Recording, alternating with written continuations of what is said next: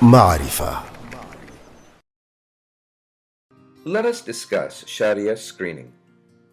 Shariah screening of the company, which the fund needs to invest, is done on the basis of prescribed Shariah parameters in relation to the nature of business and the financial dealings of the respective company. The Shariah principles regarding nature of business of the company for the investment purpose. The basic rule regarding the nature of business of the company is that the core business activity of the company, according to its Article of Associations, should not be prohibited by Shariah, one such as the production and distribution of alcohol, tobacco, pork-related products, conventional financial services, vulgar entertainment, etc. Now, on the financial dealings of a company, there is a ceiling provided by the Shariah scholars with respect to the considered financial parameters. If any company exceeds the ceiling, then it is considered to be prohibited for investment. What are those considered financial parameters?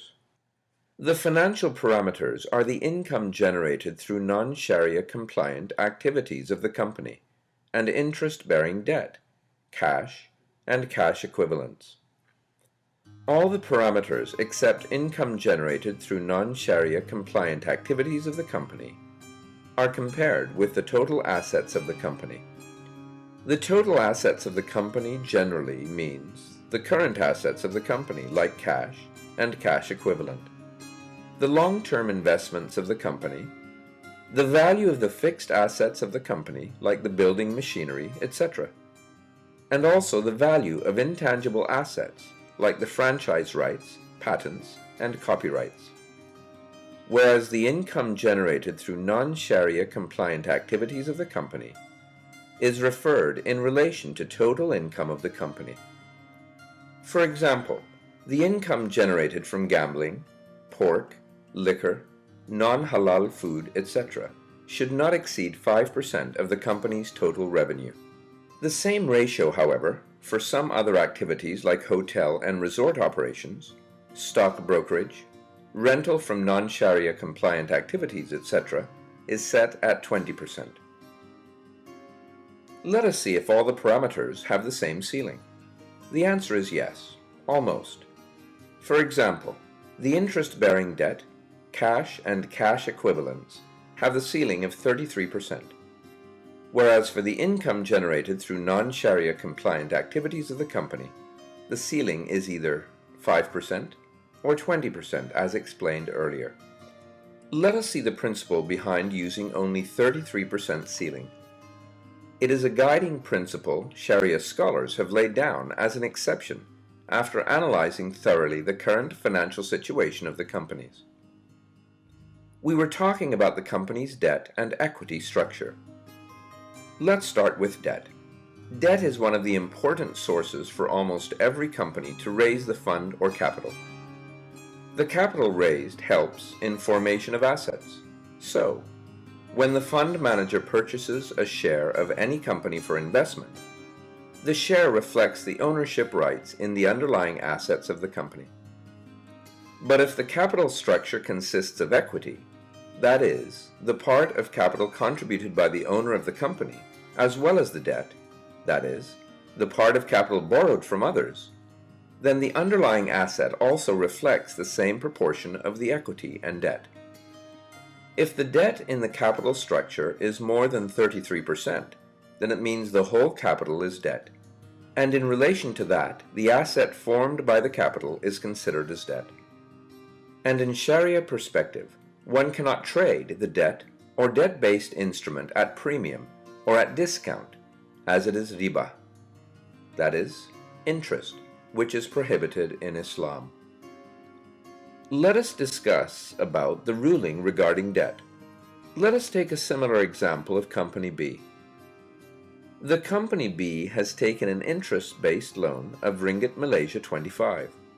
The Company B has also taken an Islamic financing facility of Ringgit Malaysia 25. The value of the total assets of the Company B is Ringgit Malaysia 100. So, to see whether this Company B qualifies debt screening, what we do is divide the interest-based loan of Ringgit Malaysia 25 by the total assets of the company, which is Ringgit Malaysia 100.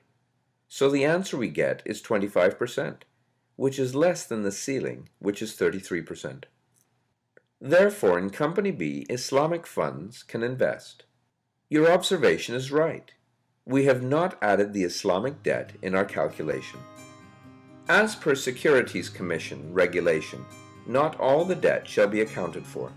Only interest-bearing debt shall be included in calculating the debt over total asset ratio, and if it doesn't exceed 33%, the company shall be considered as Sharia compliant, and the investment shall be permissible in it. Now, cash and equivalents. The screening for cash, as well as the cash equivalents, is similar. Cash is, of course, the cash which the company has, and the cash equivalents are assets that are readily convertible into cash, such as securities, shares, and bonds. As per the Securities Commission's revised screening methodology, only that cash shall be included in the calculation which is deposited in a conventional bank. The cash placed in the Islamic bank will not be the part of the calculation. Let us understand this with an example. There is a Company A. Company A has borrowed Ringgit Malaysia 10 on interest-based loan. The Company A has a cash of Ringgit Malaysia 5 in a conventional bank account. The Company A has a cash of Ringgit Malaysia 5 in an Islamic bank account. The company has few cash equivalents, like shares and bonds of value Ringgit Malaysia 10. Now the interest-based loan plus the cash equivalents is equal to Ringgit Malaysia 25. Yes, you are right. We have not added the cash in the Islamic bank account. For the sake of understanding, let us consider that the total value of the Company A's assets is Ringgit Malaysia 100. So to know if this Company A qualifies for investment from Sharia perspective, we have to divide 25 by 100, and the value will be 25%, which means that this is less than 33%, which is the ceiling. Therefore, it is allowed for the Islamic fund to invest in the Company A. These two parameters are viewed from the tangibility perspective. In Sharia, it is necessary that any financial instrument which is traded in the market must be backed by a tangible or physical asset. If the fund manager is trading in a share of company, then cash and cash equivalents of the company must be less than 33%. If either of the two parameters exceeds the ceiling, then the asset will be considered as cash. Hence, trading in the instrument backed by such an asset is not allowed in Sharia, because one cannot trade the cash at premium or at discount, as it resembles riba, interest, which is prohibited in Islam. Now you may ask the logic behind 5% and 20% ceiling in income from non-Sharia compliant activities.